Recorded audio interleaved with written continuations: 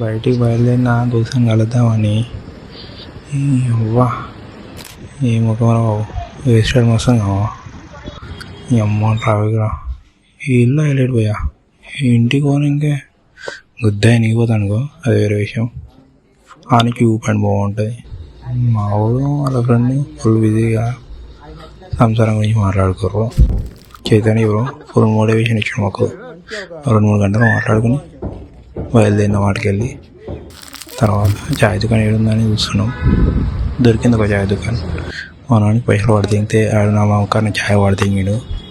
అట్లా తీసుకొని మెల్లగా ఓవర్ యాక్టింగ్ తినుకుంటా చాయ్ తీసుకొని వచ్చి చాయ్ చూసుకుంటా చాయ్ తాగినాం.